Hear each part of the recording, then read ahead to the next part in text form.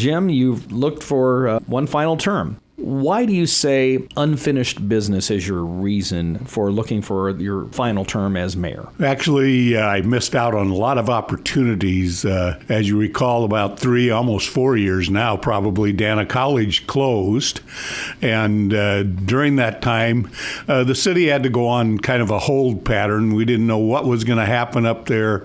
Was the city going to have to end up putting some money into that thing, or what was going on? So all of a sudden, we didn't really do anything there for those 3 years when we were in limbo there. But and actually, on top of that, they threw in a flood. Yeah, it's amazing how that works. I have to ask this. I was working in Fremont at our sister station, KHUB, when the news came down about Dana College. When you first heard the news, what was the first thing that ran through your mind? Unbelievable, actually.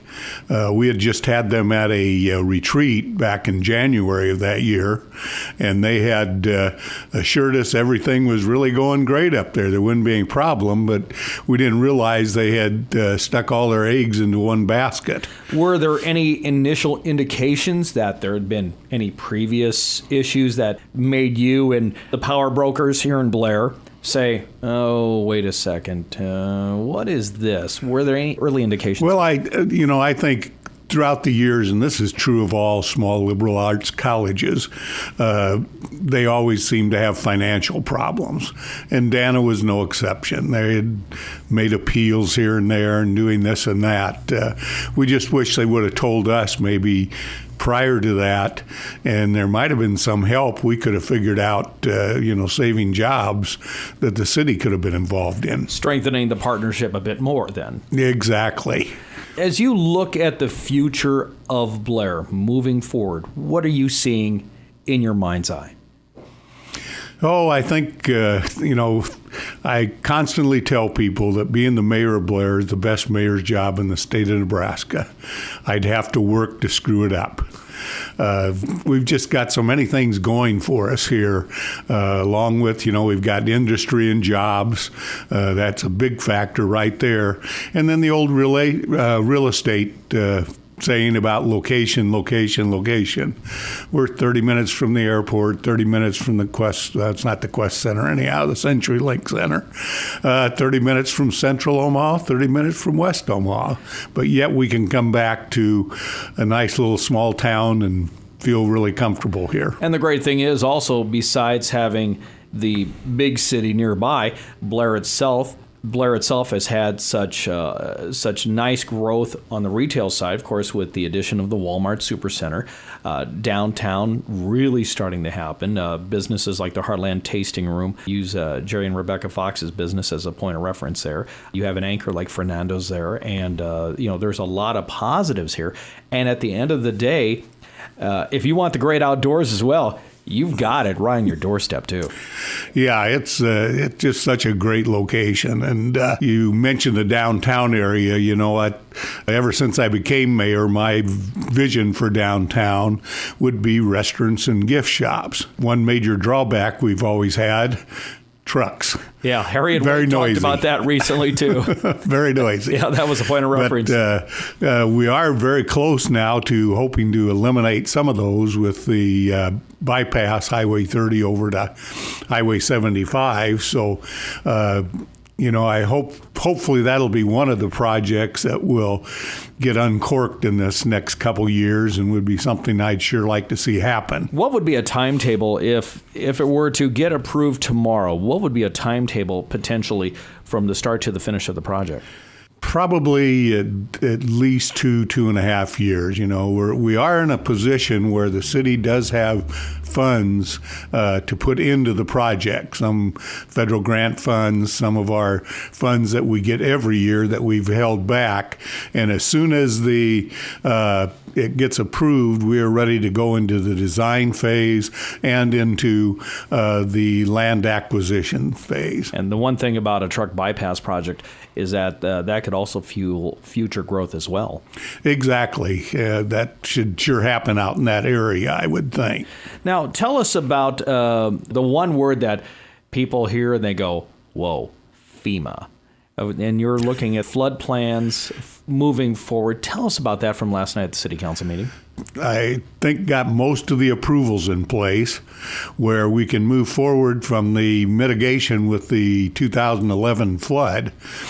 We had to build a temporary berm around the water plant at that time. We then, had to tear it all out of there. Well, right now we're in the planning stages of raising the road down to the water plant up to the level of where we were as far as the levee, and putting the road up there, and then putting a levee all the way around the water plant. And very expensive project, but we do kind of have preliminary approval now from FEMA and from NEMA, which is the Nebraska Emergency Planning people. And actually we have last night awarded a contract for the feasibility and design study with that project. How close was the water at one point? When you're building the levee and all that, you're protecting the plant. How close was it at the end of the day? It really never got real close to the top of our levee. We had one thing happen that was kind of unusual, and that is the fact that we had the levee out there, the water was out there, and we had put plastic liner along it. We've had a lot of help from our partner over at the Cargill campus in doing those things. But anyhow, all of a sudden the wind picked up out of the north, and we've got white caps and waves bouncing against there. And fortunately, between us and the Cargill people, we hauled in rock and actually used concrete on part of it because we couldn't get rock there. That was real similar to the situation with Hurricane Katrina. I did a Hurricane Katrina relief mission myself. I was part of one going down there from my company I was working for at the time, and that was one of the issues they had at the time. The wind was blowing the water up with whitecaps and that really ended up becoming a huge problem down there. And again, you say the word FEMA, and it all starts with Hurricane Katrina. It goes from there. They'd been pretty much, they were there, but that brought them out to the forefront. Anytime you get them involved, I mean, granted, the word does, raise a little fear in people, but they're doing what they need to do. Yeah, it just takes them a long time. That's the thing. You just have to keep jumping through the hoops and flaming barbed wire hoops. Hey, what is the greatest feat that the city of Blair has achieved during your terms? In the paper, it almost made it sound like the thing had been single-handedly done by the city of Blair and the mayor. And we were a very, very small part in it, actually. Gateway Development Corporation, and of course the chamber's always involved with things like that. But we were able to attract Novozymes when the rest of the economy was going down the tube. Great company. We broke ground. So that probably is the largest thing. A lot of other things. Our chamber has been really active, with the Sugar Plum Festival and the Gateway and all of those things going on. And, it's just a multitude of smaller things that have taken place.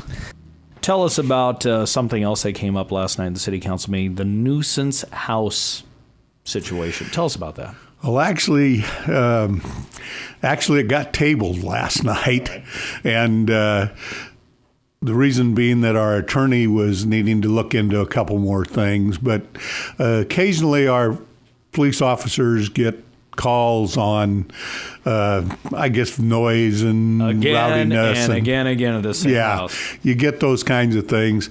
And we really have no ordinance whereby they can really do a whole lot about it. They can't even go into the house or anything unless the people invite them in. So is there not a noise ordinance on the books currently? Oh, but it's not directly related to that particular area. So we are hoping that, and we've got one or two little problem areas, and the neighbors have complained consistently, and we have consistently needed to go up into that area, but we can't seem to get it solved with what we have in place right now. Yeah, the legalities involved are, I'm sure, just immense. Yes, that's a big thing. Even it worries you even after you get it done there that we'll have something that's not real enforceable. One thing I wanted to ask you, I didn't get to this earlier. So you were elected to the city council in 92, reelected all the way through 2000, and then president in 2001. What was the tipping point, the thing that made you say, I want to be mayor? Well, that's kind of interesting. I'm not sure. It's kind of I kept looking around, a little bit, and I'm saying, well, that mayor should be some old guy. And then I looked around and I realized I was the old guy. But basically, I had encouragement from the former mayor and several other people that thought that it might be something that I would like to do. And it's really worked out great for me. I've had a great time being mayor. As I said earlier, it's a great city. All right, Mayor Jim Realph, first of all, thank you very much for making time with us this morning. Oh, you're sure welcome.